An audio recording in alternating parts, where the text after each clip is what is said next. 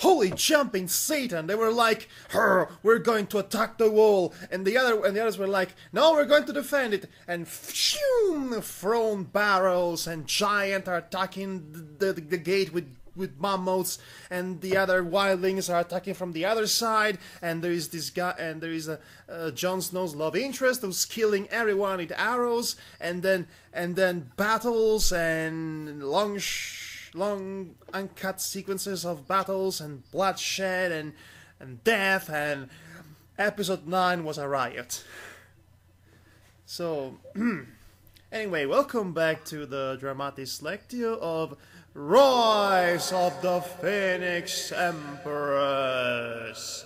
I am your host, Madhog, thy master.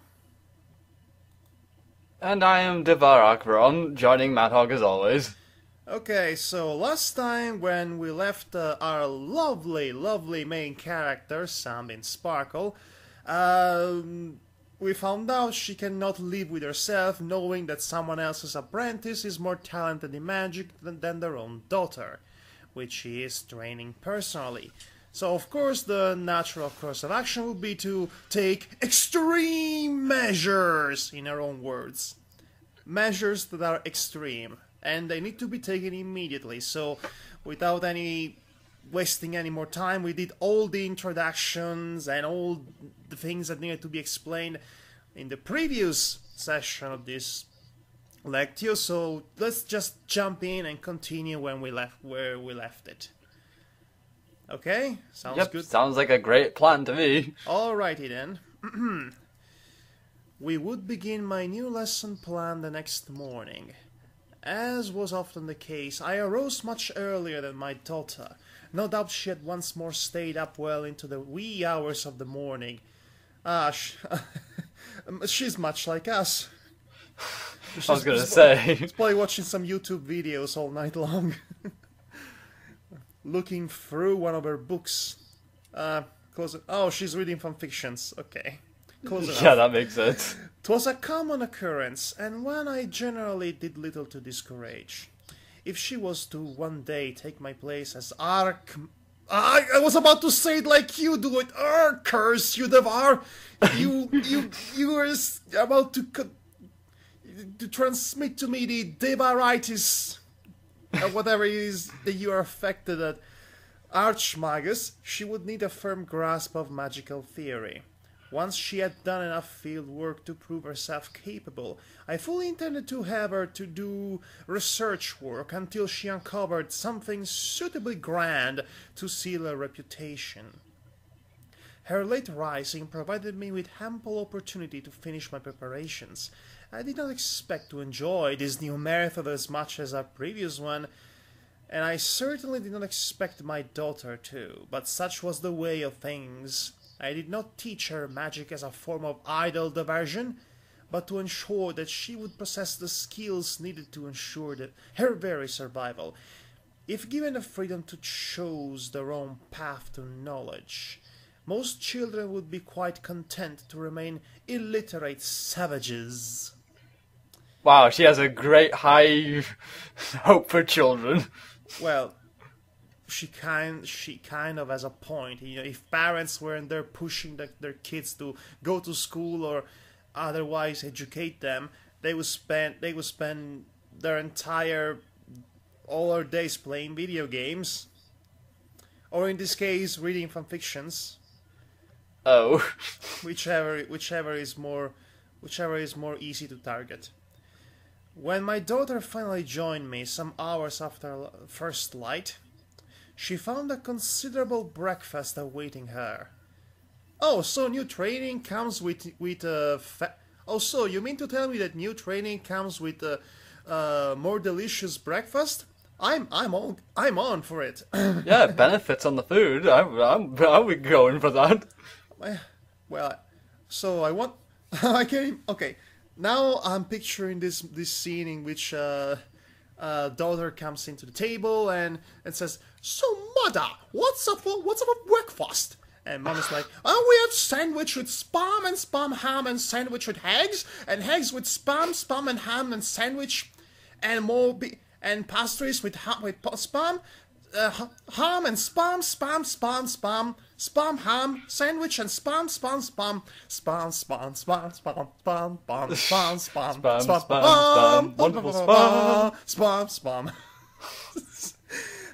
Well, they are from Trottingen, so they have a British accent, so that's why I linked to the and says breakfast. So I linked. See how my mind works. It's a labyrinth of follies. That's what it is. And apparently, all mares will sound like men, but trying to put on fake women voices. Shut your mouth, laddie. Anyway, She would need her strength. Yes, she would need her strength for what was to come. She took her seat opposite me and attacked her meal with all the zeal one would expect from the young and growing. Attack on the breakfast. Sonina netto no sai no breakfast. Na na na ta ta ta ta ta ta na na ta said no eating breakfast. Ta na na ta ta ta ta ta ta na na ta eating breakfast. The most epic breakfast eating ever. I would agree with that. Thankfully, she at least did so with the etiquette one would expect from a child raised to survive in Canterlot's court. I confess it had taken me some time to grasp all the intricacies, and I still found many of them needlessly complex and befuddling. Oh, I love the word befuddling. Yes, I am befuddled by why we cannot use this one knife when the other knives are completely useless. Spam, spam, spam, spam. Whatever. But one does not seem... One does what? One does not what... What? It's, but one does not... Okay. It's, Okay, no, okay, shh. What? But one does not what one no, must do. does what? But... There's no not. Okay, who wrote this? Boromir? One does not simply say this no, line. there's no not. There's but one does what one must do obtain. What is this? But one does what one must do. Okay. Did this author actually read his own material after writing it? I don't think he did. With how long it is. This is a.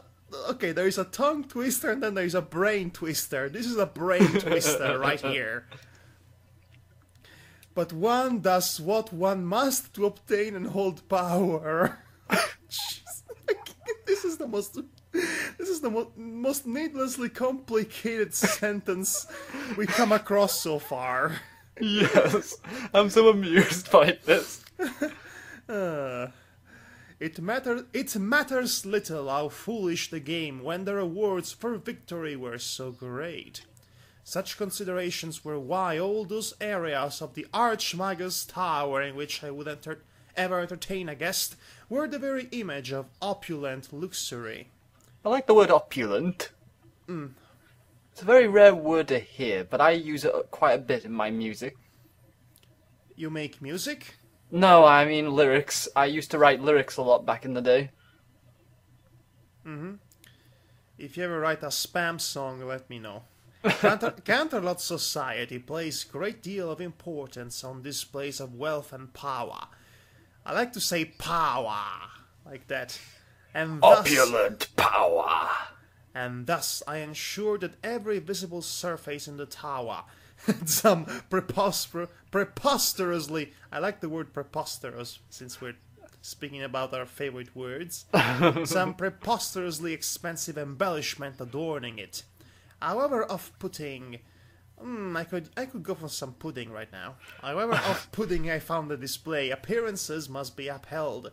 Thankfully, my daughter and I were currently in one of the few private areas of the tower, where I could safely do away with the gaudiness of high society and allow a more natural and comfortable level of luxury. Luxury? Luxury? What did I say? Luxury? You're trying to be really, really posh, which doesn't exist. My daughter briefly paused in the course of consuming her meal. Eating breakfast. Again. Midnight flew across the table and took a loaf of bread into her mouth. I will. And she swore that she would kill all breakfasts in the world. All toasts. All toasts must pay. Toast killed my mother. And raped my father. No, wait, my mother is right there. Oh, speaking of mothers, this I have to say. Yeah? It has recently been released the latest chapter from the Luna Rebellion, which is the ongoing epic saga a la George R. R. Martin that this author is still writing at this point. And it's revealed that midnight... it's revealed about midnight that, let me put it this way, she's a love baby. Basically, is what I'm saying. You know the thing about... Yes, I remember that. Okay, so apparently, Sunbeam Sparkle was not the bearer of the child, she was the sire. And the bearer... The one who's gotten impregnated, what I'm saying, is supposedly died when she was born. That was very grim circumstances. Yes, I definitely want to know more about that. So anyway, my another briefing course consuming her meal, turning to me and speaking with her usual abrupt efficiency. I have come to a decision, Mother. I would very much like to own a cat. Have I your permission to obtain one? No. Okay.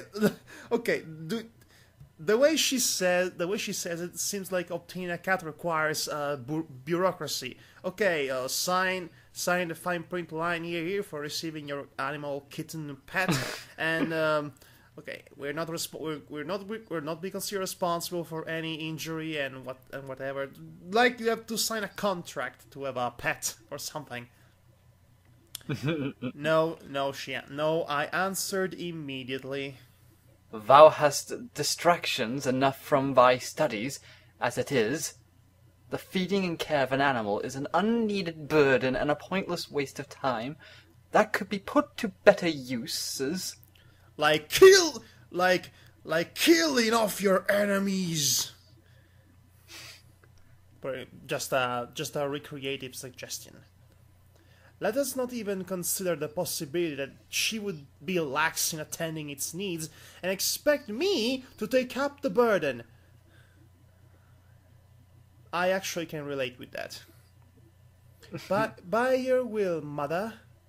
Midnight returned to her meal, and there was no further discussion on the matter.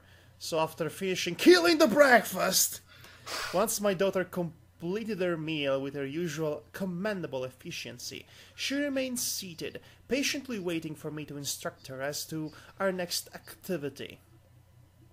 You know, you can say a lot of things about, a lot of negative things about Sunbeam Sparkle's method of full racing, but you cannot say that she's not present for her child. She's a constant presence in her child's life. Yes, I do agree on that one. And plus, she does seem to genuinely care about her daughter. Yeah, in her own words, she grew fond of her. You know? Anyway, once passionate way, blah blah blah. However, I noted a slight impatience to her demeanor, revealed by occasional fidgets and glances towards the door. Normally, such eagerness to resume her training would have been commendable, but now I wondered whether she truly considered our recent activities training at all. She was... okay, Mother, do you wanna build a snowman? No. We have to train. Oh. She ruins the song. Let Let it go, let it go. This training needs to get on. Anyway. Midnight? Speaking her name instantly drew her attention to me. We will continue thy training in the defensive arts this day. She left her chair and crossed off the distance to the doorway. Before I could utter the next sentence. However, this lesson will not involve going outdoors. Oh, she paused, her ears slowly flattening as a very faint frown crossed her face. Okay, 3, 2, 1. Oh!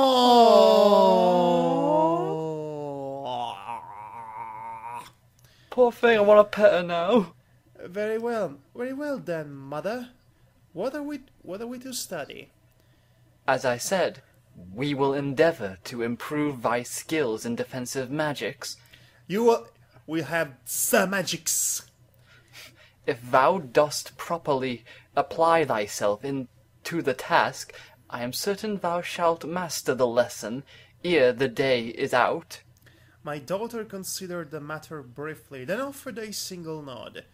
If that is your wish, mother, then I shall see it done. I have never doubted that. The remark drew a small, uncertain smile to my daughter's lips as we proceeded to the training area I had prepared. Oh God, is this going to be worse than the danger room from the X-Men?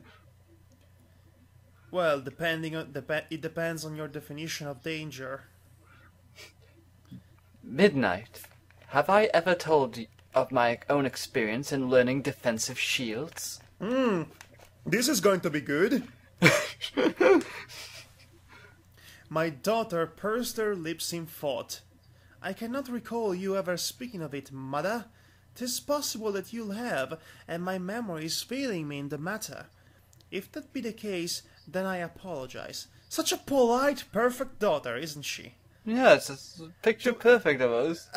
Yeah, aside from her inability to properly express emotions in a socially acceptable way. Fear not, for 'tis unlikely I would have spoken to thee on the matter. My apprenticeship with cast iron. Iron. You have to love these funny names. Yes. Cast iron had not been a pleasant experience, nor one I cared to discuss. Though his instruction had been highly effective, his methods were harsh. Ooh. How harsh, you ask? Well, Cast Iron had once declared that every drop of blood shed in training prevented 10 from falling in the field. If that were true, then 'twas likely I owed him my life several times over. What a lovely teacher! Still, his methods proved effective, and there were far worse masters one could be apprenticed to. I don't want to meet them. No. 'Twas not unheard of for masters to freely make use of their apprentices' flesh for pleasures once they came of an age where such things were not excessively distasteful. A practice I did not care for, and had gone to some effort to end. Go Sunbeam Sparkle and your social crusades. Thankfully, I had been spared such indignities. Cast Iron was not a kind teacher, but he was never cruel. I mastered my defensive magics after a mere 2 days of instruction. I informed my daughter. My daughter's eyes grew wide with surprise and admiration. Truly, how did you manage to attain such skill so quickly? Her eagerness faded slightly, and a small hint of shame crept into her voice. We have been at our lessons for 2 weeks, and I have not yet matched your accomplishments. I am sorry, mother, and I will work harder. Mother, harder. Okay. Hello, mother. This is an Italian guy trying to sound British. Hello, Hilarious, mother. is it? What? Yes, very hilarious. Hello, mother. Hello, father. Father. Here I am. It comes to daughter. Okay. Okay, the fault does not lie with thee, daughter. I reassured her. If a student fails to learn, one should first look to the instructor as the cause. Well, unless it's SpongeBob, he can never learn to drive. Since our previous methods proved less effective than I would have hoped, we will alter them in order to speed thy learning. She turned to me, curiosity lighting her eyes. How, then, did your own master teach you? He did not throw snowballs, I presume? After all, your talents do not lie in cryomancy, and 'twas some time before you grasped how best to unlock that particular art. This sounds like blatant exposition, if you ask me, but whatever. What method then did you use? What did you throw to test your shields? Knives. Well, Oh, okay. Okay. Then knives are definitely not snowballs, last time I checked. well, it was a different time back then, and snowballs could be knives. I answered simply. Oh, sure, knives, that makes sense. What? Knives? My daughter swallowed and took a half step away from me. That would allow little room for error. Thus, the great speed with which I learned. In fairness to my former instructor, Cast Iron, yes, we need to remind you that his name is Cast Iron, and aimed his throws very carefully. A mortal wound teaches nothing, and a grievous one would require long periods of recovery between lessons. Those times my defenses failed produced only a small amount of pain and blood, but was quite effective in motivating me to greater efforts. Well, we know that this guy is more sadistic than any pony I've heard. Actually, is one of the tamest ones. The tamest ones? Oh, Yep, God. you heard what other teachers would do. Yeah. My daughter's eye. By the way, you have to realize that at the time they were being trained to go to war, basically to fight. Battle mages are trained to fight freaking monsters and possible Griffin mercenaries. So really, it shouldn't be a surprise that the training is a bit harsh. My daughter's eyes traveled up and down my body, as if seeking some hidden scars of my lessons. Wert thou wounded during thine instruction? I chose not to comment on my daughter's sudden lapse into more informal methods of speaking. Hello? What?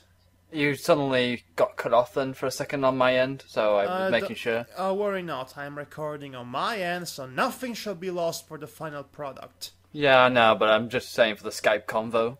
Anyway, there were more important at hoof. I was not harmed in any lasting way. My daughter paused, directing a nervous glance towards me. I must admit that I am uncertain whether my shields had advanced to a point where they could withstand a knife. Please do not throw a knife at her right now. Don't worry. Devar, don't worry. She won't be throwing knives at her. Oh, that'd be good. She'll be throwing rocks. I thought you were going to say a machete. No, rocks. Actual rocks. Okay, let's see this. I do not think it's wise to test the matter in such a way. Cast iron skills in Ferromancy? Okay, you cannot. Okay. Ferromancy. Okay, you cannot just take a random word and add mancy at the end of it to make it sound like it's an actual thing. It sounds ridiculous in practice. Allowed him in Ferromancy. Allowed him to manipulate his knives with far more precision than I could hope to manage with mere telekinesis. 'Tis rather difficult to control objects in motion, especially if their movements are particularly erratic and unpredictable. We will not test thy shields with knives, now or at any point in the future. I would not risk seriously harming thee as part of our lessons. Midnight let out a relieved breath at the news, the tension ebbing from her shoulders. I am glad to hear it. I'm pretty sure you are. I have never been stabbed, but judging by the reactions of those who have been, 'tis a most unpleasant experience. Oh gee, I don't know. Maybe. Well, she is a child, so maybe, you know. I was stabbed once. Actually, I stabbed myself accidentally with a knife for paper cut. On a finger. It was quite painful. Ugh. Curiosity soon overtook her, and she asked, "What will be using then?" The magic question. 'Tis plain that you intend something other than snowballs, else there would be no need to depart from our standard procedures. Standard procedure. Okay, you are quite correct in that. I said nothing more until we arrived at the room I had prepared for the day's training exercise. 'Twas a relatively small area which was normally used for storage, but once the contents were removed and the floor cleared, it was quite adequate for my purposes. It was not so small that my daughter and I would feel cramped, but Midnight would not have enough room to run and dodge. Oh, no, okay. Okay, Davar, get it out of your system. I have no clue what to bring out yet until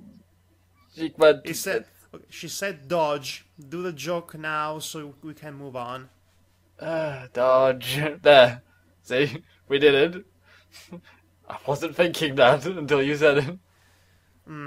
It just goes to show you love dodge! Anyway, I had spread a bit of sawdust over the floor to deal with any blood, and set an appropriate stockpile of medical supplies off to the side. It was sensible to be prepared for the consequence of the upcoming lesson. You're preparing yourself to actually wound your daughter.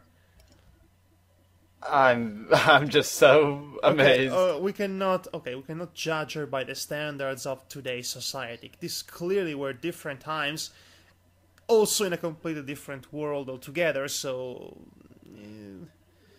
yeah, but still, you can't help that.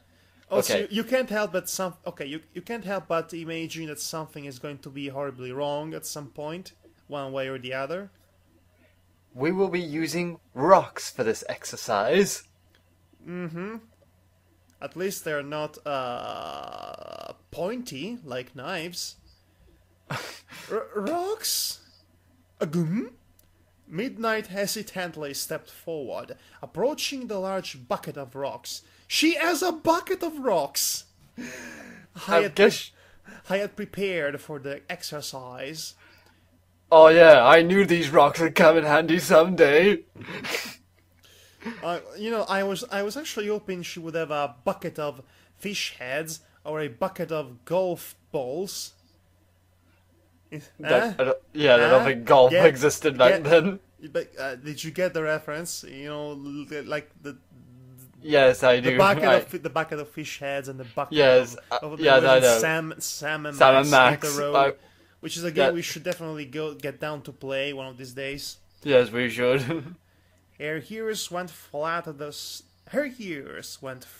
sight of them, and she removed one particularly large and jagged one. They're even jagged. Oh, come on. Apparently, she went to blacksmithing them. Blanching slightly at the sight of it. I do not wish to question the wisdom of your plan, Mother, but I'm totally going to, because this is nuts. But these look like they would hurt if they were to strike me. That, my daughter, is precisely what they are meant to do. Okay, so basically domestic abuse. I turned to her and offered a slight smile. I think that will provide thee with considerable reason to ensure that as few of them strike thee as thou canst manage. My daughter shrank back from the bucket, not caring for the sight. Mother, I thought the purpose of this training was for me to learn how to defend myself, not to suffer painful and unpleasant injuries. Not all training is fun and games in the snow, Midnight. You know?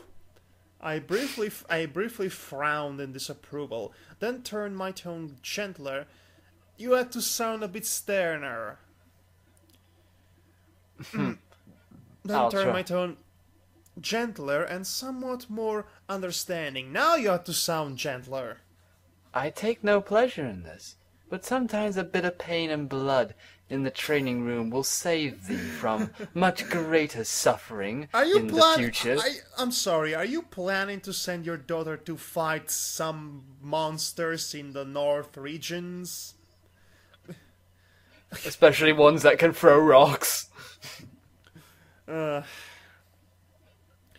would not have my daughter meet the same fate as Second Chance. Yes, red shirt. Poor Second Chance. She never had one. Never was a name more tragically ironic. Oh yes, remember Second Chance was the apprentice of this one archmagus we met in the last time, and she apparently died, so yes, thence the irony of her name. She is my daughter. Like any mother, I would willingly go to any extreme to ensure her safety. And you're kind of doing the exact opposite, but okay. Midnight's eyes lingered on the rocks for some time, but then slowly turned to face me, hesitantly meeting my eyes.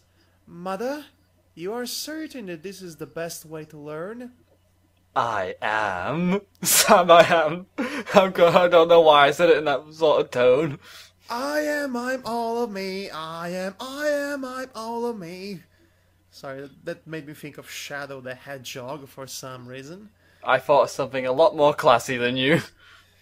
What would that be, Sir Braggs-a-lot? Because Sir Sam is a wonderful, comical first-person shooter. Oh, shut up! Oh, shut up! Oh, shut up! I'll strangle you with alien limbs. My daughter was thoughtfully silent for some time, then offered a single slow nod. Very well, then. You are my mother, and I know that you always act with my best interests in mind. Okay, 3, 2, 1.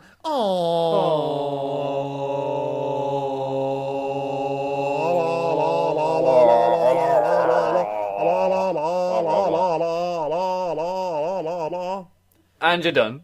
Okay, next time we're trying to reenact the siren from Silent Hill. It is my duty as a daughter to trust your judgment. No, your duty will be to do your homeworks. But she spoke... Technically she is doing homework right now. In a manner of speaking, yes. She spoke with careful deliberation, almost as if trying to assure herself of the truth of her own words. What do you wish me to do? I pointed to a position opposite the... Okay, darling, you see the giant painted target on the wall? I want you to go there and place yourself right in the middle of it and stay put and everything, and I'll do the rest from here, dear. Oh, wait, now hold still while I bring out the big rocks. You know, the one from the Arizona desert, the one that crushed Wile E. Coyote.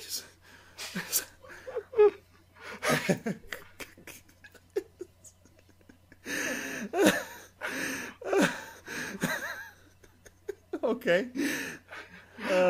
I pointed to a position opposite to the bucket of rocks. Move there and prepare myself, dear. By thy will.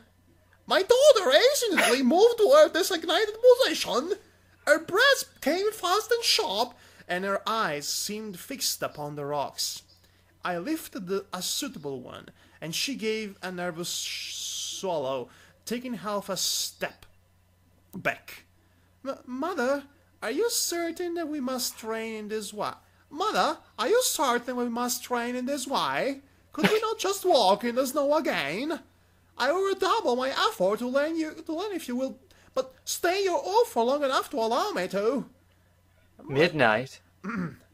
Midnight? They firmly cut her off. We are starting right now.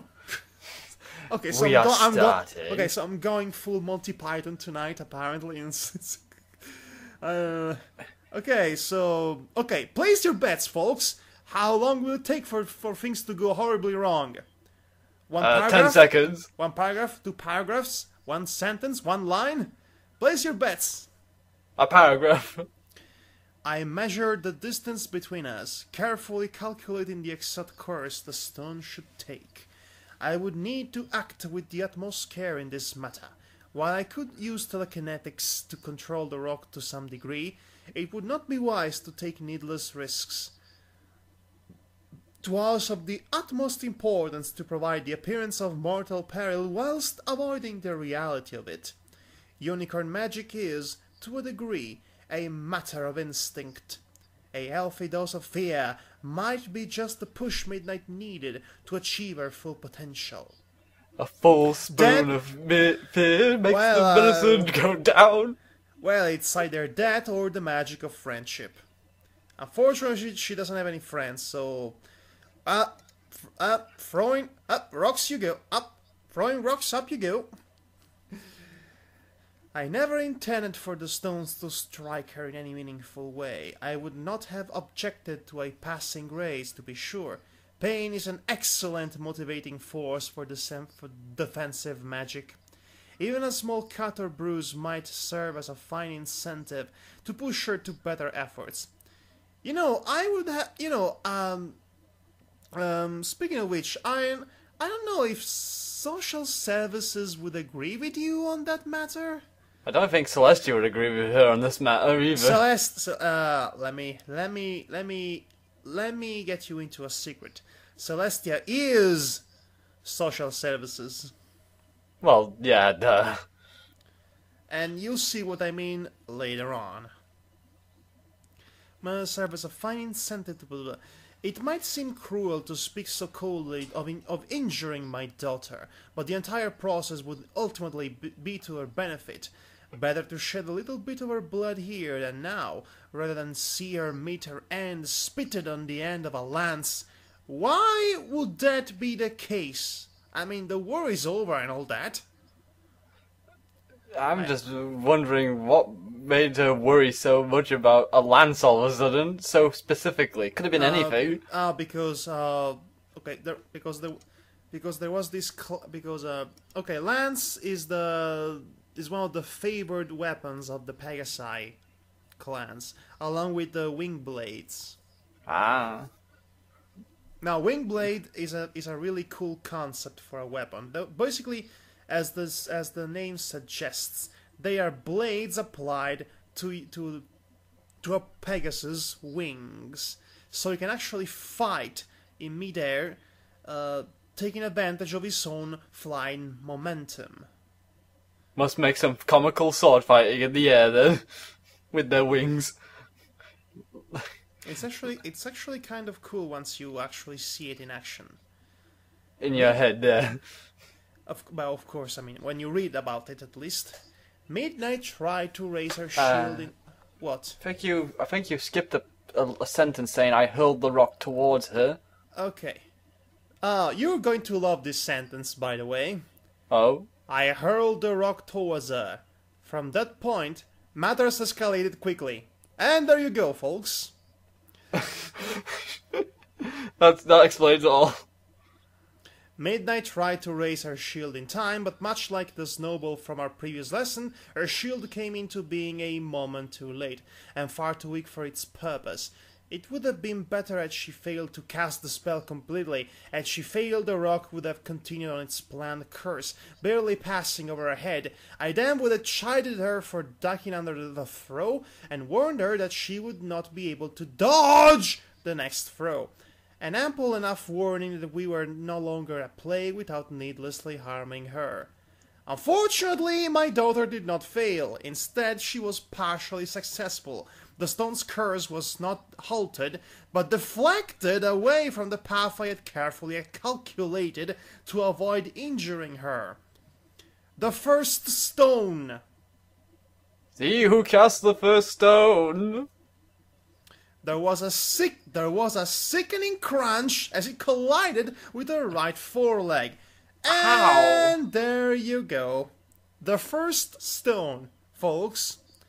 I hissed out a curse, directed in equal measure at myself for failing to anticipate the possibility, and at her for somehow finding the only possible way to fail me that I had not anticipated. Daughters, am I right? I would have begun expressing my displeasure with the performance at length, and had she not gone on to do something most unexpected. My daughter is not a pony given to the usual displays of one associates with childhood. She is not prone to tantrums or her usual flights of fancy or disobedience that typify so many of the youth. One of her most admirable qualities was that, aside from her earliest years, she had endeavored to make herself as little of a burden to me as she could manage. I was not plagued with the usual troubles of motherhood, such as my daughter seeking me out in tears to be comforted for any minor scrape and bruise she suffered. When such things occurred, she comported herself with the level of composure and quiet dignity I expected to see from my daughter. Oh. Okay, it's clearly building up something here. Yes, but I couldn't help it. I just felt, Okay, let me put it this way. Midnight really loves her mother. She's all she has. She really loves her. She would forgive everything she would do to her. She would forgive everything for her. So that's what I mean. It's like, that's so sweet of her. Yeah, just because of that. And then, thus, when my daughter fell to the floor, clutching her wounded limb and screaming in agony, I could only conclude that she was gravely injured. Thank you, Captain Genius. I immediately set the remaining rocks aside and made haste to her. I hope there wasn't too many rocks you had to put down. Midnight, show me your leg. Why did I say Midna? Because Midna is actually a diminutive of midnight.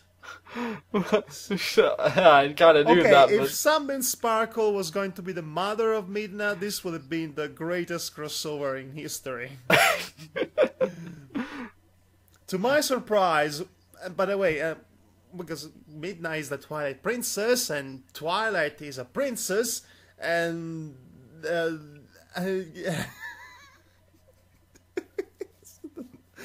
Okay, we already kind of killed that joke some time ago.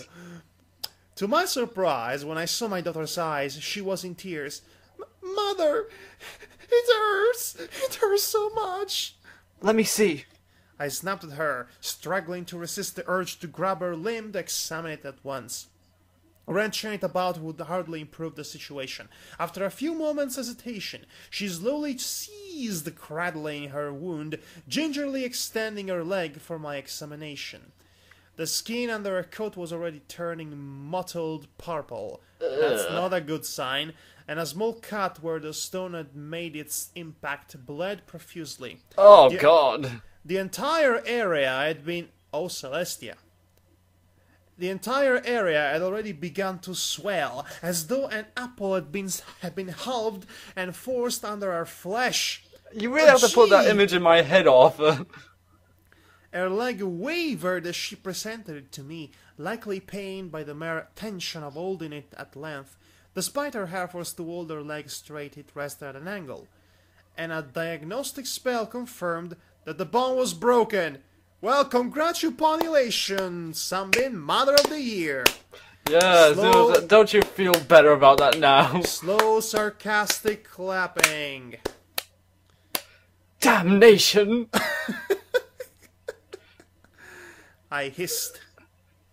fool of a filly, why dost thou find the worst possible way in which thou couldst fail to meet my expectations? Oh, sure, blame the victim. My daughter let out a pained whimper, but I had neither the time nor the inclination to coddle her any further. The injury was beyond my skill to heal, and far too severe to leave unattended. I briefly considered attending to have the wound treated in secret, but I was not optimistic as to my chances of finding a skilled chirurgeon.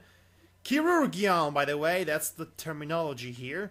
And transporting him or her to my tower in secret. I have many enemies who watch my movements most keenly.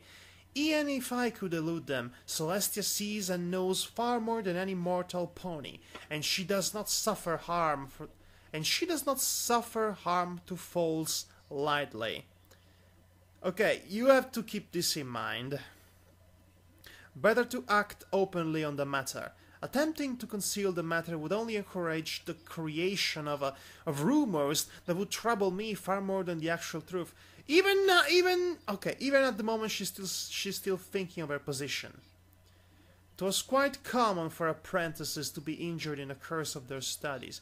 That is not to say the matter would be painless. Certainly there would be all the usual whispers that accompany training accidents. The usual sorts of outlandish suggestions, such as my daughter's wounds being the result of a dark pact made with demonic forces in order to allow me to seduce Celestia within her own chambers. Or perhaps this week's rumor would be that I was secretly a stallion, and my daughter was not wounded, but pregnant as the result of our incestuous affair. Excuse me. Okay, so this is the level of rumors that circulate around her. This is what she has to deal with on a daily basis. No wonder she's cranky. Where are these people getting their information from? From the internet? Naturally, that was quite impossible, and as I was very much a mare, and midnight had not yet blossomed.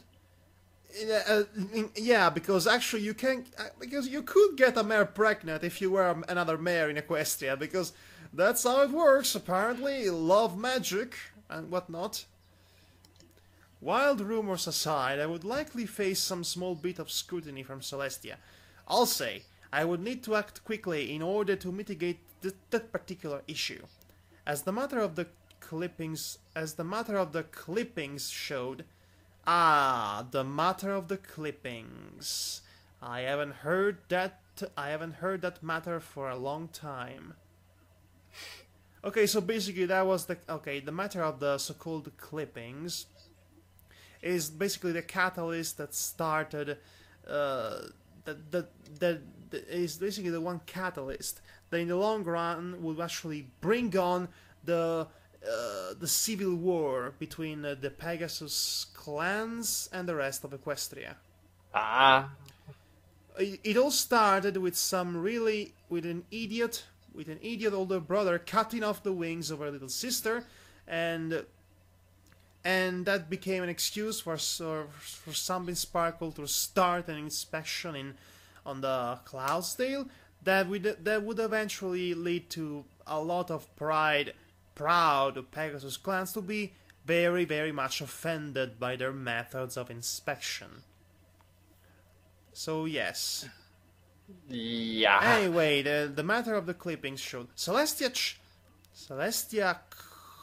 Choler? Choler or Cola? No, it's Choler. I does not know this word. Not using Google.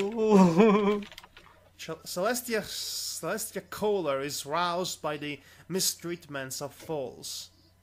Still, training accidents were far more unheard of. The same was true of Gale Kicker. Gale Kicker? Shadow's daughter. Gale Kicker, she's the daughter of Shadow Kicker. Okay, so she's a skilled warrior with a knack for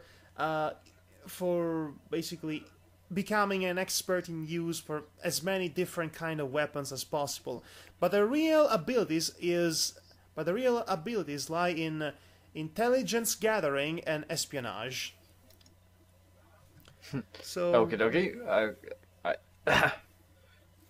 Also, another thing, Gail Kicker, as this kind, really likes Midnight.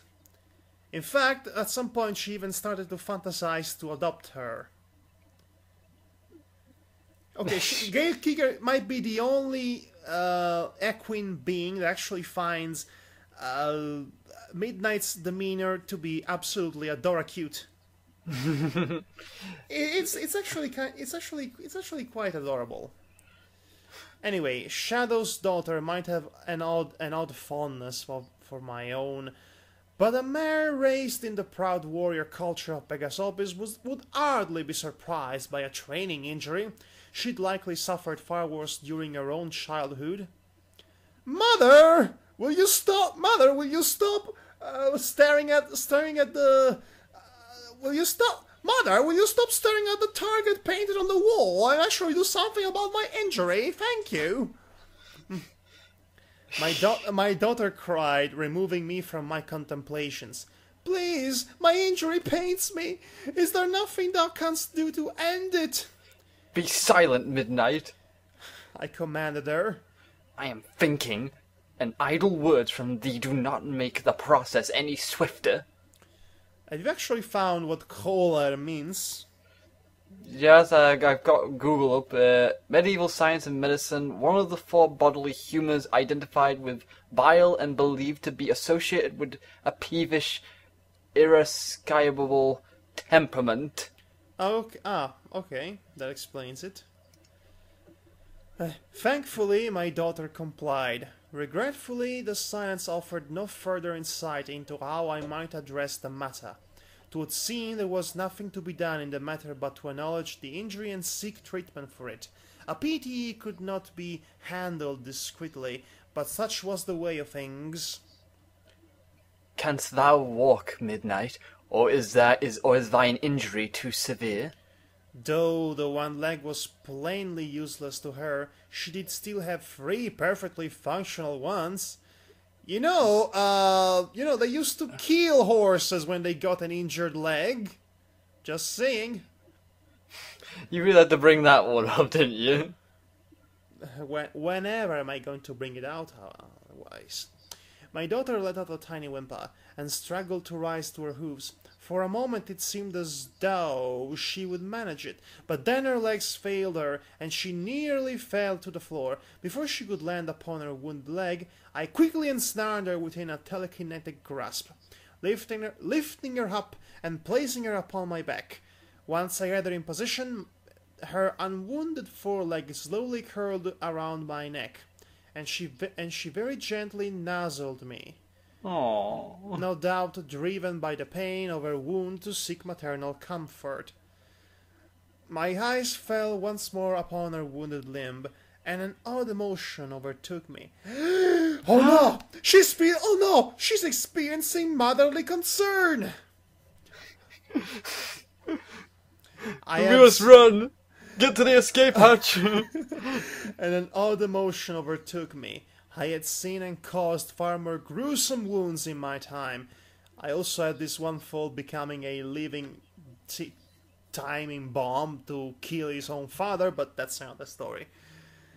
Caused more gruesome wounds in my time. Oh yes. This would be a great moment to remind you what she once did to some random Pegasus guy who actually tried to impale her with his lance. She gilded him and tortured him so thoroughly he basically forced himself to suicide. Wow, that's so yes. So you see, that's something sparkle when she's unbridled. Anyway, yet there was something about the injury that caused my daughter that unsettled me.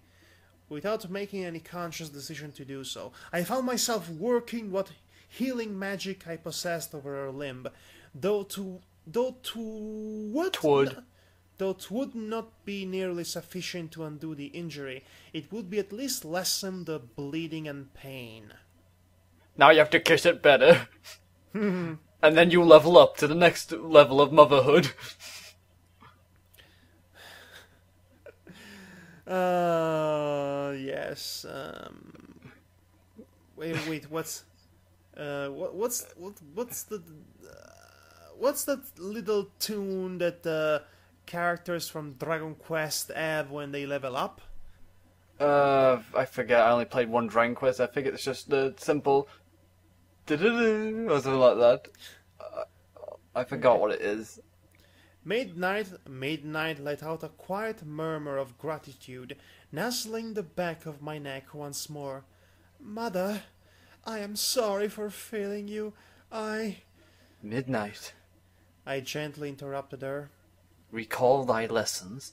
When a student fails, one should look to the instructor as the cause. She's learning. Yes. And Okay, there's a change of paragraph. It's your turn. Finally! I encountered no difficulty in bringing my daughter to Celestia's personal chirurgeon for treatment. I think it's chirurgian, but whatever. I'm not going to slap you for this impossible word. No pony would think to bar my path or ask any unwarranted questions about why or how my daughter had been injured. Despite some idle talk that I might be softening, my reputation remained as fearsome as ever. I'll burn you to ashes if you obstacle me. I'll gild you. Despite his grand title, Temperance was quite available to treat Midnight's injuries. Temperance. The chirurgion is named Temperance, apparently. Okay, I'm not gonna question these names unless they get ridiculously silly. Second chance. Wait, remember Vital Force. Yes! He's going to be the next Luke Skywalker. Much like was the case with Celestia's personal bodyguards, the position of personal chirurgian was more of a matter of ceremony than practical need. Celestia, to all appearances, Celestia was, to all appearances, quite unaffected by mundane illness. Yeah, for some reason I cannot bring myself to imagine Celestia having a cold or something. No, I can't either. Don't imagine if her sneezing would send the sun flying. Imagine if she sneezes while she's raising the sun. It's the end of the solar system. Wouldn't that be funny? Yes. All ponies are gonna die. I had only seen her wounded twice in all my time in the court, and of those times, one had been an injury I was certain she deliberately allowed to shame a mob of rioting ponies into submission. Again, it's a reference to the Lunar Rebellion. As such, there was little call for Temperance's services. No doubt a most frustrating situation for one of the finest practitioners of the medical arts in all of Equestria. As such, Celestia freely offered his services to those she held in high regard, and even the palace staff, so that he would not be forced to spend his days in idleness. I would hazard that even absent Celestia's standing orders, few chirurgians would refuse to attend a wounded child. Okay, this is all well and good, but get to the point where Midnight gets cured of her broken leg. Yeah, I was first thinking, couldn't we just had this after we got Midnight's leg sorted? That's one of the flaws of this author, and he's not very good in choosing the best of moments to actually, devolve into side explanations that really kind of takes you away from what should be the most pressing matters at hand. I entrusted my daughter to his able care, and then found a suitable location to await further news of her condition. I briefly attempted to return to my tower and attend to some other matters. but I found myself quite unable to focus my mind on anything other than my daughter's condition. You can take that accessory off now. You don't need it anymore. You've got motherly concern. Sorry, I can't help but make RPG references with this. Sure. 'Twas most vexing, and... yeah, I've got that right. And I soon found myself pacing about... apparently her motherly stats have been improved. Now she has a... You gain a +5 in parental responsibility. And I soon found myself pacing about outside of Temperance's operating theatre. Operating theatre? Why? Does it have an audience? Why it's an operating theatre? Why it can be something that's not a theatre? No. Well, I never got that either. But it's like that in English words here too. It's like the only audiences are the doctors and the nurses. Okay, let's carry on. Which was no doubt only furthering my reputation as a soft-hearted, doting mother. I think they're good things to have.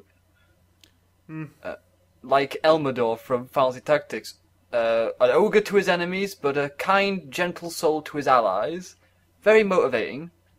Okay, for all my irritation over the circumstance... this makes me think I'd pay for an RPG epic in which starring a single mother who has to take care of her daughter while slaying off monsters to actually put food on her table.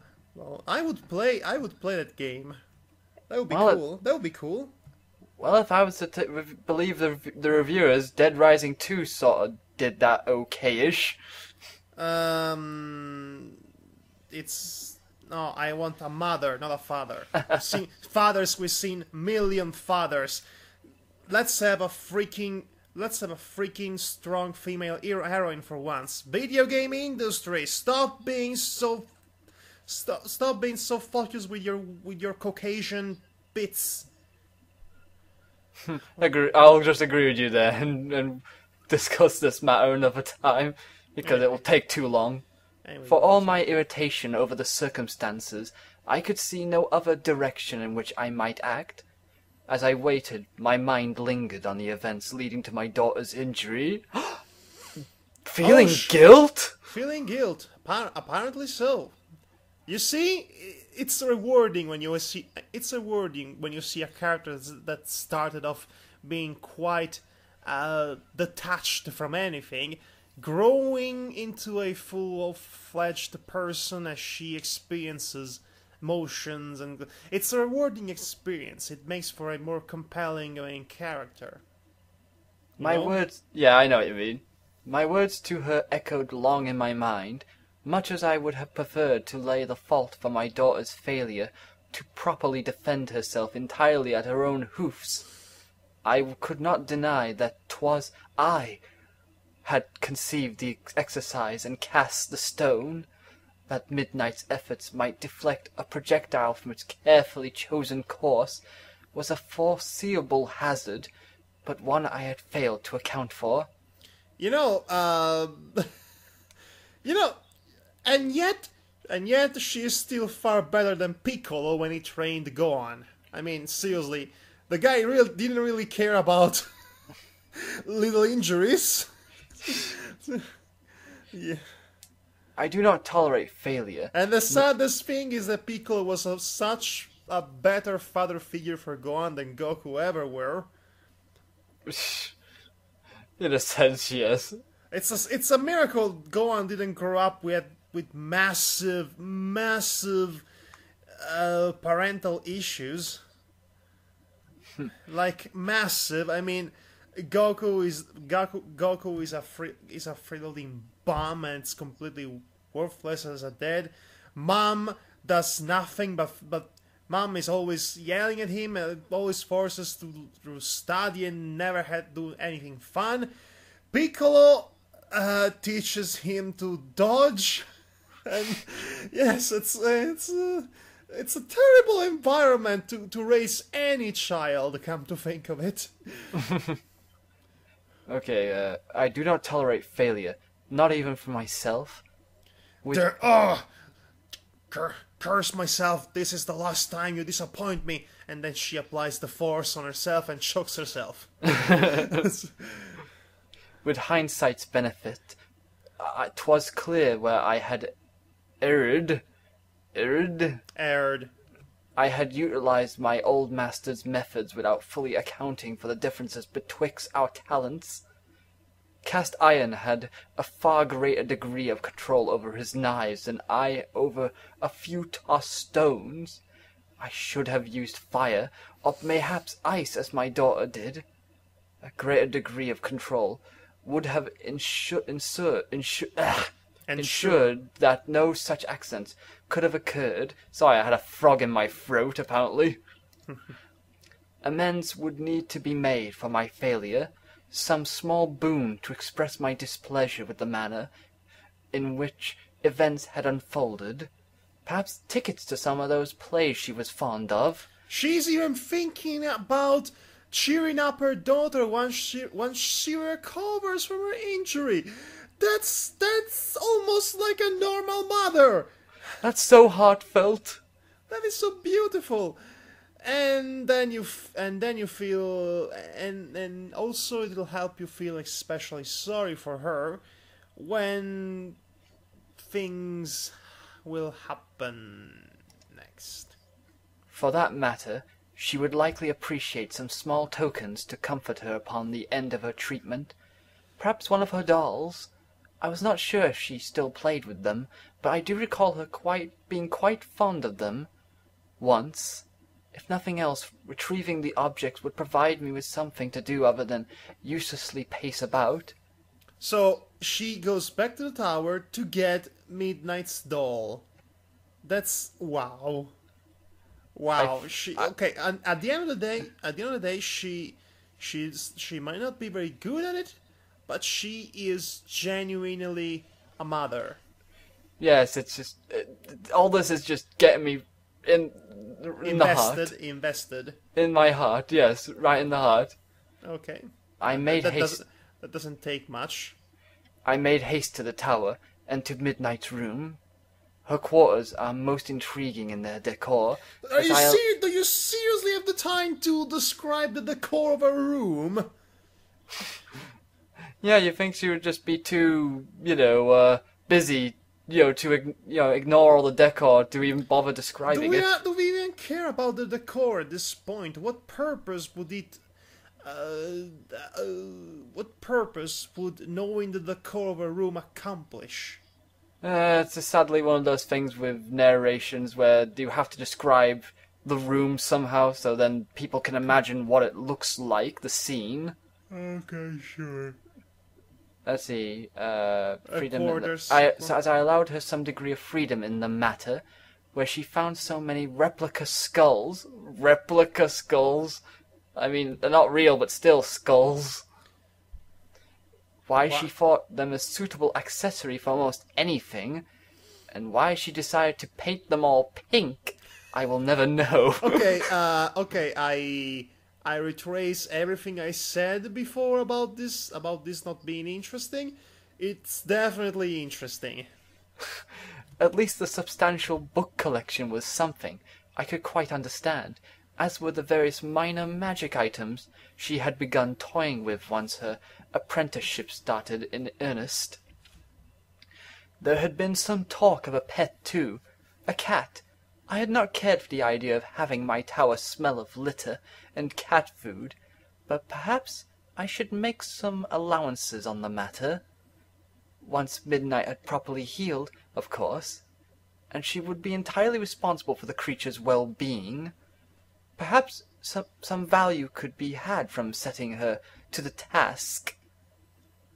Okay, so she's actually thinking of the upsides to having a cat now. Okay, I was thinking of... This is how the conversations went, basically. We're like, Mother, can I have a cat? No. Okay.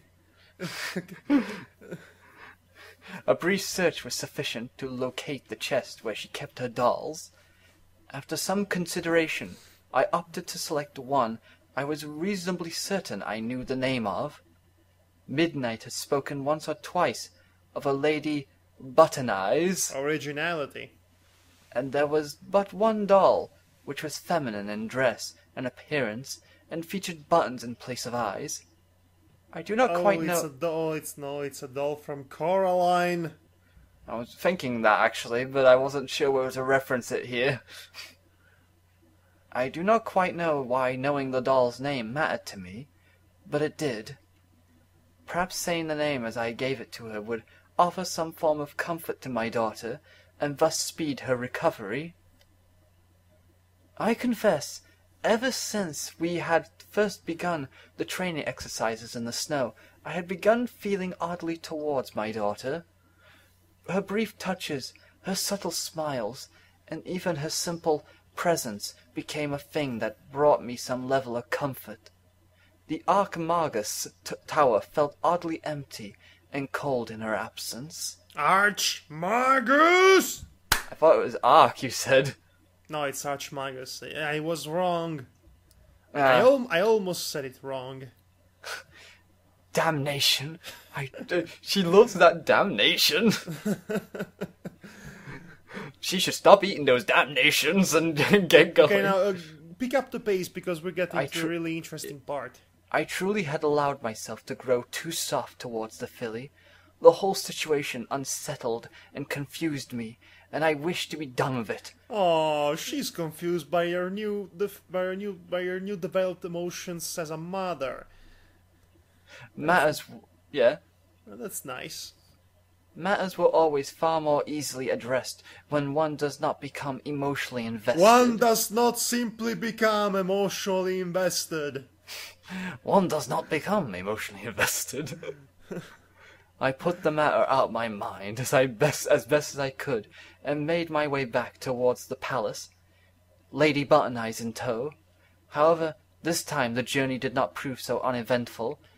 I was 2/3 of the way back to the Chirurgion when an event I had anticipated quickly developed in a direction I could scarcely have imagined. Sunbeam Sparkle! Celestia had all but abandoned the use of the traditional royal Canterlot voice after my alterations to the standard court protocol, but 'twould seem that in this case she felt its use warranted. Okay, you want to talk about things escalating quickly. Now things will escalate dramatically. Witch's teats. I believe it's a swear. I believe she's swearing. Witch's teats! I'd hoped to be the one to inform her of the matter. I might have controlled how the news had come to her, but instead I had foolishly concerned myself with a doll of all things. Oh, the irony! Now she had heard of the news in the worst possible manner, and her ire had been aroused. Like many gentle-natured ponies, her temper is difficult to fire, but almost impossible to calm once fury had taken her, especially when the matter of a hoof is injury to a child. Oh, you have no idea.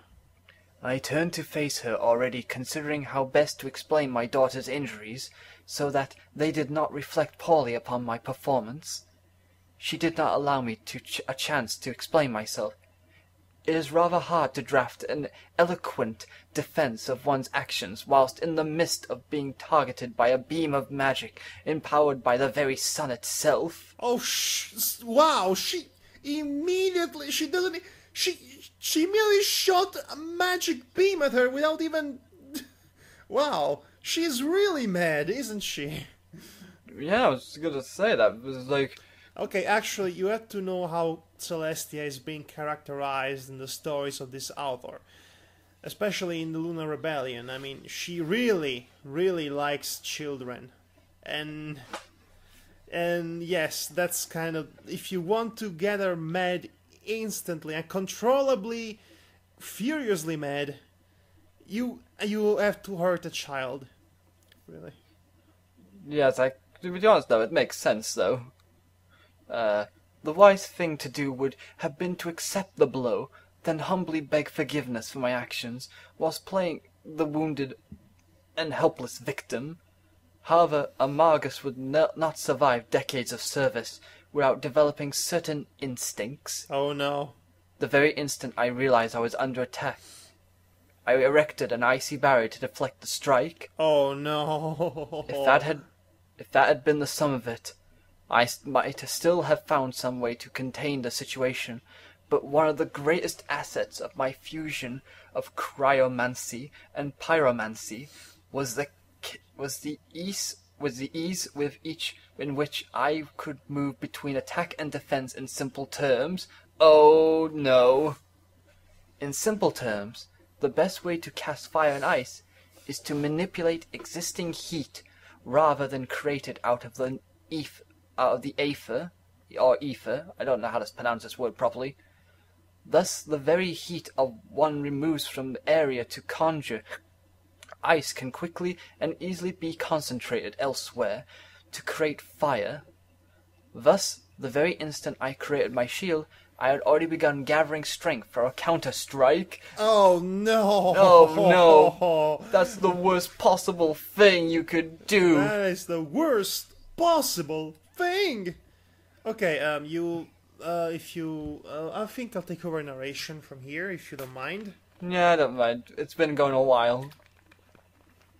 No, you're not really reliable when it comes to fast, for scenes that require fast reading, so to speak, no? Whatever you say. I am indisputably the most talented pyromancer of my age, wholly capable of conjuring flames that match the intensity of a dragon's breath, or conflagrations that consumed entire enemy formations. Celestia countered my fireball with a simple flick of her horn, her eyes narrowing in grim determination. So, thou wouldst attempt to murder thy own princess? No, it's a misunderstanding, I swear. 'Twould seem we are come to battle, then. Oh boy. This will not end well for anyone here. I hastily readied my defenses, even as my mind scrambled to find some way to defuse the situation. An attack upon her was treason, but sure, if I could explain. Princess Celestia, Her first strike had been the magical equivalent of a slap across the cheek, intended more to express her displeasure with me than cause any lasting harm. Now that I had blocked and counterattacked with force sufficient to slay any mere mortal, she did not show nearly so much restraint in her response. Celestia's spell tore through my defenses, so unaffected by my shield that I needn't have bothered casting it at all. When the beam struck me, it lifted me up bodily and slammed me against the nearest wall. As I struck, there was a red-hot lance of pain through my neck. Presumably I struck a torch bracket, wall hanging, or something of the sort. Eesh. I fell to the floor bonelessly, an instinctual desire to defend myself utterly quashed by the force of Celestia's strike. I was quite helpless before her. Princess Celestia, No. Déjà vu. Princess Celestia, can I have a cat? No. Though she was no longer shouting, her voice still radiated a level of fury and power I had not seen since the war. I have given thee far too many chances to explain thyself, made far too many excuses for thy behavior, countenanced far too many evils in the belief that they would ultimately result in some greater good. Celestia gave me a single resigned shake of her head. No more. Thou hast committed treason against the crown and attempted to murder thy princess. And that I might have been able to forgive, but I cannot forgive thine abuse of midnight in the guise of training. Despite all thine evils, I dare to hope that she might yet provide thee a path to redemption. More fool I. She was thy daughter, Sunbeam. Thy daughter! Okay, she's not dead, is she? No, it's not like it's. By the way you're saying, it's like she's dead or something. She's not dead, right? I hope not. Right? Please don't say that. No, she's not. Well, good. I struggled to think of some answer I could offer, but was quite beyond me. The pain radiating from my neck was indescribable, and made any sort of advanced thought rather difficult. In truth, I suspect the blow had rather unsettled my mind. Rather than focusing on the wrathful princess glaring balefully down on me, all I could think about was the damnable doll I had intended to bring midnight. Okay, you know what? They're actually managing to making Celestia unlikable here. Yeah, because she just brought the daughter a doll. Why can't Celestia, give her a chance to explain? It's because let me put it this way: Something Sparkle is in probation for. Technically, this was her third chance, so she did something really despicable in the past several times. So yes, at some point, even Celestia has a limit. And although this was really misled, it ultimately ended up like this.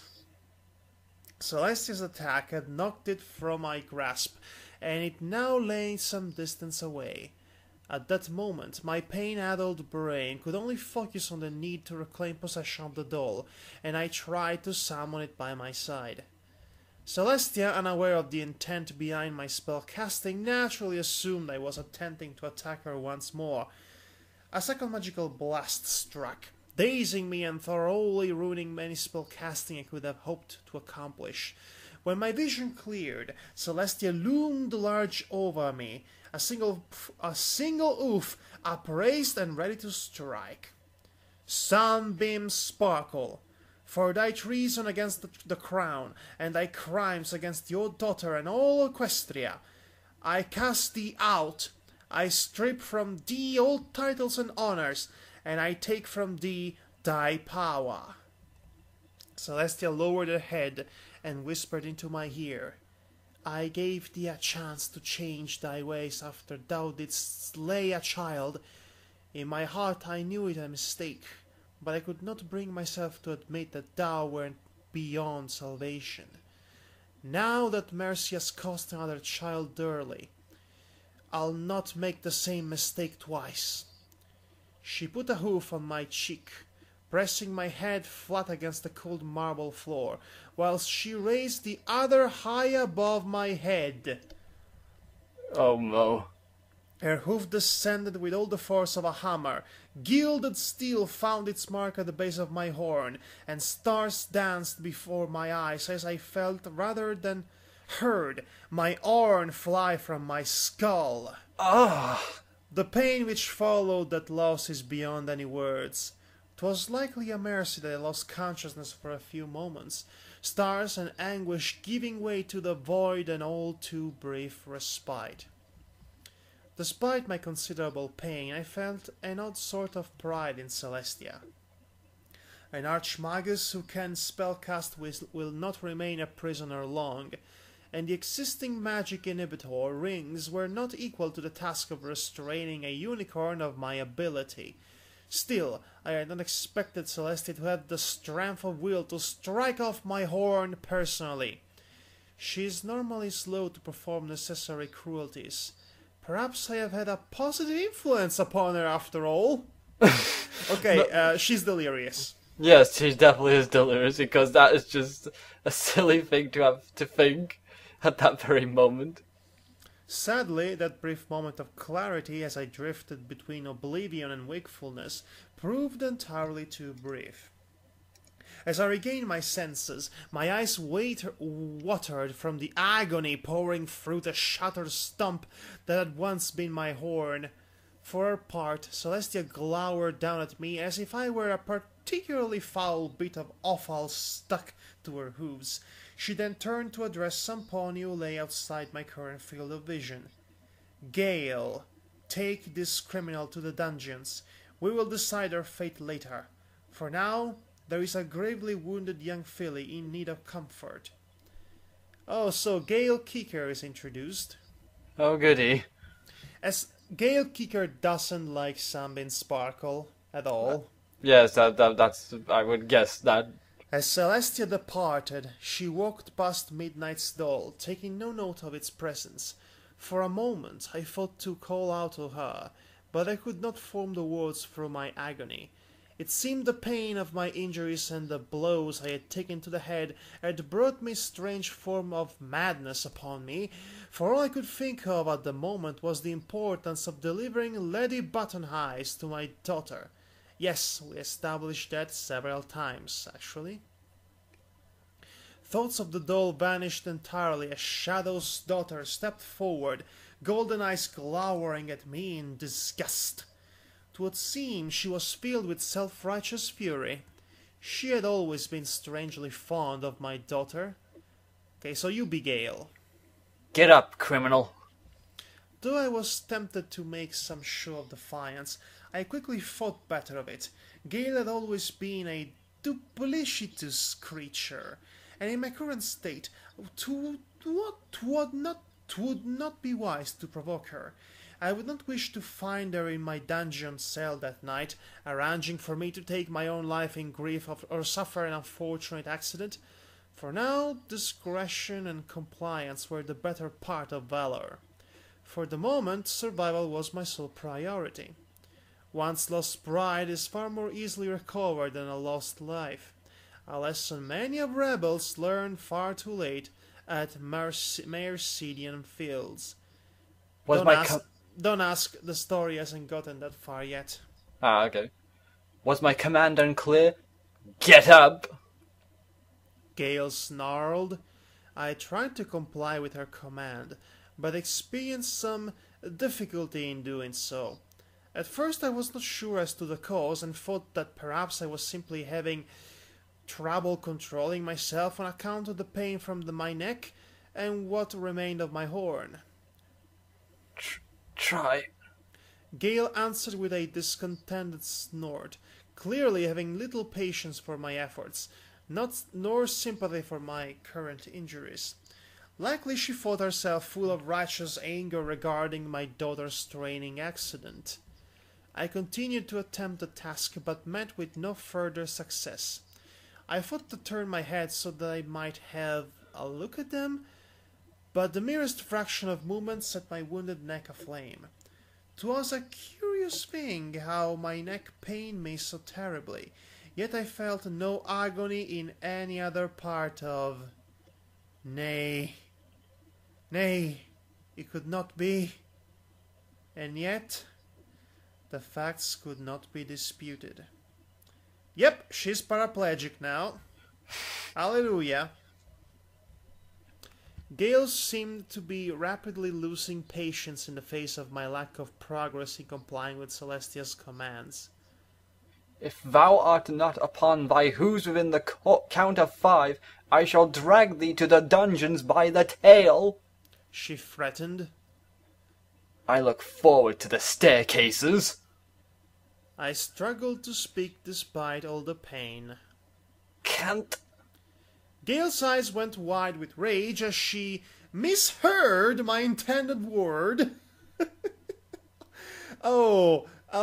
She thought she called her a... Yes, I think we all know what she called. And an armored hoof lashed out to strike me across the mouth.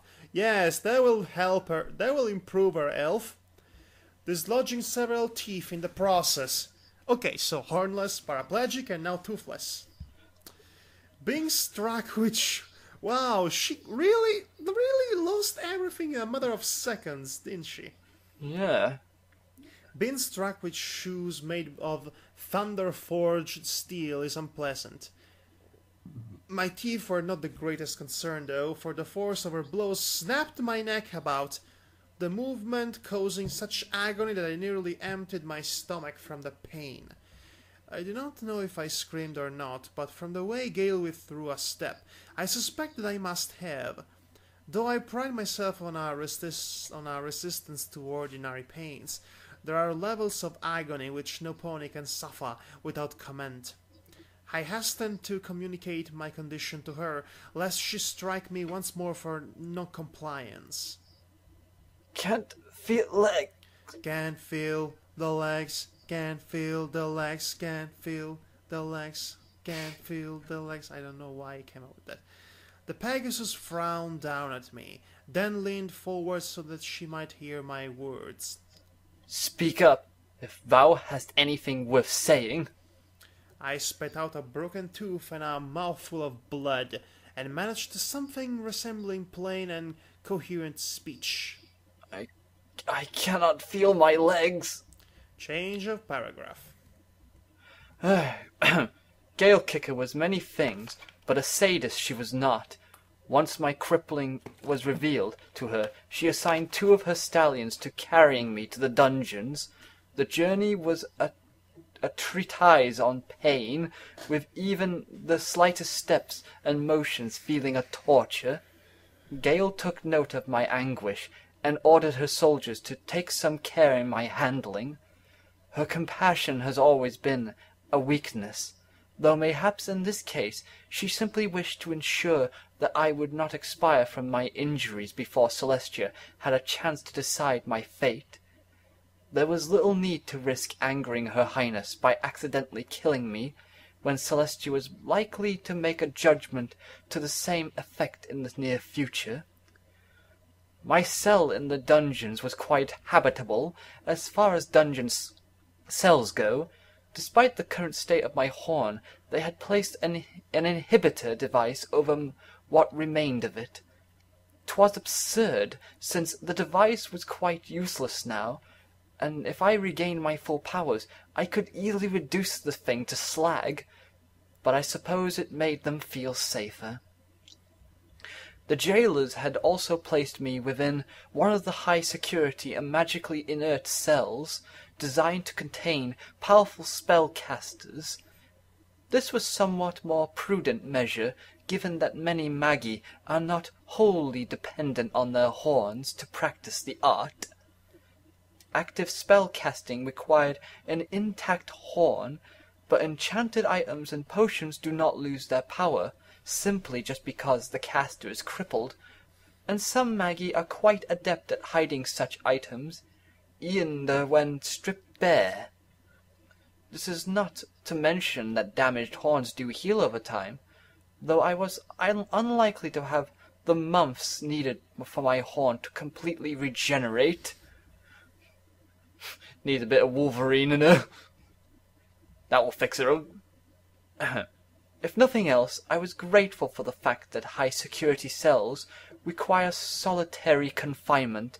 At the moment I was quite helpless, and I had enemies within the dungeons, not to mention the risks of being an attractive and quite helpless mare in the company of criminals. Though if I were to endure certain indignities, it might at least garner some sympathy from Celestia when she passed sentence. Yeah, sympathy that you probably were joining in the greatest musical number prisons to ever have. Together. Together. Yes. It was not fitting for things to end this way. Ever since my earliest days in my father's workshop, I had known that I was destined for greatness. Father often spoke of the day when I would begin my apprenticeship with him, continuing the proud Sparkle family tradition of glassworking. However, I was no mere artisan. I was a mare of destiny. I am Randy Horton. Oh, but destiny, you're my destiny. Once I came into my magic, that fact was undeniable. My parents gave me over to the Magi, and I began my apprenticeship. My rise came with the swiftness of a roaring fire, and just my rise came with the swiftness of an apropos analogy. And just as unstoppable. And just as tired. Youngest Archimagus. Archer. Madhog smash! I was trying to choose carefully, but I chose wrongly. In living memory, and then the unprecedented step of claiming the office of Grand Vizier as well. Supreme... Youngest Archmagus in living memory. Youngest world heavyweight champion. Supreme magical and political power in Eucornia. Unicornia. Unicornia. You jumped a syllable, apparently. Yes, I apparently did. Answerable only to Celestia herself. Then I guided our nation through the perils of the Lunar Rebellion. Title drop. Forging another story, that is.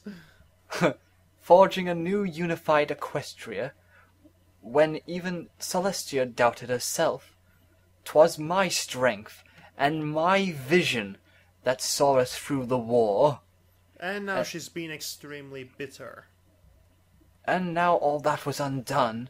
To think, after all I had done to reach the highest pinnacles of power and authority within Equestria, I would be undone by a mere training accident. There was no justice in the world, if such things could happen.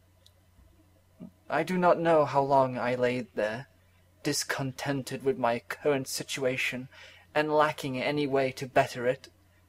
Escape was plainly impossible in my current state of disability, and I saw no likely prospects for ending it before Celestia passed judgment on me. Even if she found me blameless in the matter of Midnight's injuries, there was still the fact that I had cast an offensive spell against her. Yes, that was pretty stupid on your part. The law does not look kindly upon those who attempt to harm their rulers. Oh gee, I wonder why. 'Twould seem my fate was sealed, then. An unworthy ending. Oh well, looks like we're done. Yeah, it's already okay. Roll the end credits. Roll the end credits. Dun dun dun dun dun dun dun dun. No, it's not really the end. Of course it's not. This is only just the beginning. I do not know how long I lay in my cell. Didn't we go over this already? Because I swear, he said this line before. I do not know how. Again, it's one of the many recurring problems of the author. Consider this is one of his better written chapters. As I had no way to judge the passage of time, beyond the rudimentary of methods, with little in the way of diversion and a great deal of pain, I found myself drifting in and out of consciousness as the hours passed. After a great deal of tedium and pain, tedium, that's it, tedium and pain, I awoke to the sound of some pony lightly tapping on the bars of my cell. Okay, Devar, prepare to unleash all the doors in the universe, because the next scene will make your heart melt, and your brain will be infested with butterflies, and suddenly you will suffer of diabetes. Madhog, What? release the oars. Releasing the oars. When I opened my eyes, I found myself face to face with my daughter, her wounded foreleg now bound in a fresh cast. I felt a strange moment of vindication at seeing Lady Button-Eyes poking out from within her saddlebag. 'Twould seem that she had somehow gained custody of the doll since my downfall. 'Twas a small and meaningless victory, but I took some small bitter pleasure in it regardless. Mother. There was an uncertainty in her voice, as though she were unsure of how to regard me. I have heard that you were wounded and stripped of your position. There are rumors that Celestia will have you executed, or exiled to the moon, or petrified, or perhaps some combination thereof. Okay, she's going to go keep company to Nightmare Moon, and the moon are going to play cards together for the next 1,000 years. Well, at least you have company. Okay, yes, yeah. Okay. There's a lot of people in the moon. She can party hard with Nightmare Moon and the space Nazis. Well, that is unless she gets turned to a statue, and then she can't enjoy any of that. Well, maybe she can. Maybe she'll have the most epic stare contest with Discord. The most epic and most long stare contest in history. 1,000 years, 900 years to be specific. Wonderful. So my downfall was common knowledge, then? Already the scullery maids and pages gossiped about my doom. I tried to salvage what little pride I could before my daughter's eyes. My fate is not yet decided, and so long as I yet live, there are always possibilities.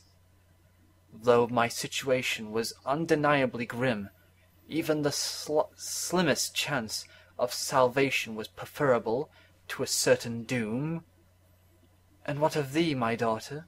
How farest thou? Is thine injury treated and healed? Temperance the chirurgeon informed me that it shall heal in time. My daughter paused, her eyes lingering long on my broken horn. It is also said that your legs are broken, yet they do not appear damaged, and no pony has made any effort to treat them. She held up her own freshly splintered leg by way of demonstration. I am wounded elsewhere, it's you. I am wounded elsewhere, my daughter, I explained. Though my legs are unharmed, they no longer heed my mind's commands. I see. Her gaze turned to something outside of my sight. That would explain why your food has gone uneaten. I had been provided a meal at some point, then. Not that the food would be of any use to me. The other side of my jail cell might as well have been the far reaches of Zebrica. Zebrica! We're all living in Zebrica. Both were... I passed the rains down in Zebrica. I passed the rains down in Zebrica. Both another such jokes. Both were equally out of reach. I briefly wondered if the food had been left so far away because my jailers were unaware of the severity of my injuries, or because of it. Was this mere incompetence, or they thought themselves clever for devising such a cruel taunt? I suppose it mattered little. Both were equally deserving of retribution. To my surprise, I heard a key turning in the lock, and then my daughter entered my cell. So a mere child could unlock what was supposed to be the most secure jail cell in all of Canterlot? Yes, the elves from the Desolation Smog would be really proud of the way you keep your cells, your prisoners, and what. Then again, they have been foiled by a hobbit, so. Apparently, Midnight just had to flutter her eyelashes at them to get the key. No, I think the guard was simply sleeping, and she just took the keys, and it's even simpler than that. Unless the guy was that hippie guy from Animaniacs that goes like, "No, it's the cuteness, man! I cannot stand the cuteness!" Oh. I'm sorry, I just remember that scene from the movie. That made it rather more likely that incompetence was to blame for my denied meal. Curse my body for failing me, or I might have made good my escape. Though mayhaps my condition was precisely why my jailers were so lax in attending their duties. Whether the door to my cell was secured or open was of little consequence, when I was quite effectively trapped within the prison of my own flesh. Still, there were possibilities. Midnight, how didst thou... The guards were drinking, and I am small. Oh, that explains a lot. Okay, allow me to facepalm at their complete and utter incompetence. Facepalm. There. She offered by the way of explanation, not what I had hoped to hear, for for I doubt the jailers were so intoxicated that they could fail to notice a proper rescue party, and that presumed that my daughter could rally any of my allies to my cause. As Archmagus and Vizier... He said it! He said it! Woo! My allies were many and powerful, as an escaped criminal and traitor, far less so. Still, at least my daughter's presence could provide some small comfort. By this point, I would have welcomed even Gale or Celestia. Hateful glares and barred words would have proven far better than boredom and agony. Midnight regarded me for some time, then slowly lifted a bowl of plain white rice, the meal she had alluded to, presumably. You should eat, mother. I will aid you. She lifted the bowl with her hooves, pressing it against my muzzle. I would help more, but... Magic cannot be used within the cell, I concluded for her. A dungeon cell, where spells could freely be cast, would hardly have been effective at containing an Archmagus. You're getting it right. Twice now. Congratulations. I feel so proud of myself. Do I get a Madhog medal? Maybe. Anyway, we are almost done with this chapter, which is never ending. With food now hovering beneath my muzzle, hunger called out to me, and I partook of the meal. Oh, hello, hunger. How are you doing there? No, I do not have darkness's number. Midnight silently held the bowl, shifting it about as I ate to aid me in the task. After I finished, she used a single hoof to wipe away a few grains of rice that stuck to my chin, then set the bowl aside and seated herself before me, staring into my eyes and remaining near as still and unmoving as I. Once 'twas clear she did not intend to depart at any point in the foreseeable future, I spoke. Why art thou in this place, Midnight? Okay, Davar, you better prepare yourself, because the next line is going to make your heart explode. Doors ready. You are my mother. Open the gate! Well, that's it. Heart exploded. I'm dead. I awed so much that my voice broke before I could even say it. She answered quite simply. I would have made further inquiry on the matter, but the effort of eating and conversing with my daughter had begun to wear upon me, and already my eyes grew heavy once more. 'Twould seem that my body sought sleep in an effort to heal its wounds. I thank thee for thine aid, my daughter, but I must rest now. Go to thine own bed, ere thou art seen in this place. To my immense irritation, Midnight did not bestir herself. After several long seconds, she answered, Gale has told me that you no longer have the right to give me commands, or levy punishments upon me for refusing you. As such, I choose to remain. Clever. Clever girl. Damnable filly. Damnable filly. Damnable damnation of fillies everywhere. Never before has she openly defied me, but even she now grasped how powerless I was to enforce my will. After regarding me for some time, longer, she moved about, exiting my sight. I heard hooves briefly scramble about, and then felt a barely perceptible shift in the weight of my cot. With some effort and pain, I was able to turn my gaze to Midnight. As I suspected, she had joined me on the cot, wrapping my limp forelegs around herself and pressing against my chest. 'Twas foolish to seek an embrace from me, especially when I was plainly incapable of delivering one. Once she was fully settled into position, she turned her eyes into mine. Thank you for trying to bring Lady Button Eyes to me, Mother. I am sorry you were hurt in the process. Think nothing of it. 'Twas but a doll. Truly, I do not even know why I had gone to so much trouble to retrieve the damned thing. To further compound my frustration, I found myself oddly peaceful, looking down at my daughter. 'Twas not long ere I had no choice but to set aside further contemplation on the matter as slumber claimed me. And this is the end of chapter 1.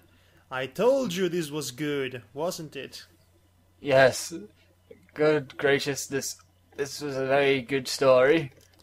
Or at least it's a good way to start an interesting and hopefully long story. Unfortunately, it's 3 chapters long and it's kind of a cop-out at the end. You'll see when we get there. But for now, we managed to complete the first chapter. It was a long one, and that filly is absolutely adorable. Agreed. Really, no wonder other mares want to kidnap her and take her for their own daughters. I totally understand and sympathize with Gail Kicker on that matter. I don't sympathize with her kicking an already down mare, but that was a misunderstanding. They did have some disagreements in the past, especially between Sam and Sparkle and Gail's mother. Yeah, I totally agree with you on that. Okay. So, again, I did not have the context for many of the things that were mentioned here. The first time I read this story, because I really didn't start reading Lunar Rebellion when I read this story in particular. But I really didn't need to, because I really enjoyed these characters and this scenario for what it had to offer on its own figurative legs. And really, this is one of the most alluring first chapters of any story I've come across. It's really dense of events and world building, and things escalate quickly, and there is immediately some sort of ridiculously high stakes possible tragic resolution to it, and you cannot wait to see what happens next, what's going to happen next, where we go from here. Because, at some points, both Celestia and Gale will have to realize the mistake they've made, and it was all a misunderstanding. What will they do to that end? I mean, they kind of crippled this mare beyond recognition. So yeah. Yes, really that would be a big whoopsie on their part. with the typical sort of and also sound. and followed by haha, that's our Celestia, and all that. But for now, you will have to wait to see what happens next, because this particular Dramatis Lectio is ending right now. And also, it's been going on for quite a while. So, this has been Madhog, thy master. And this has been Devar Akvaron. And we shall continue this reading next time, and we'll find more spam,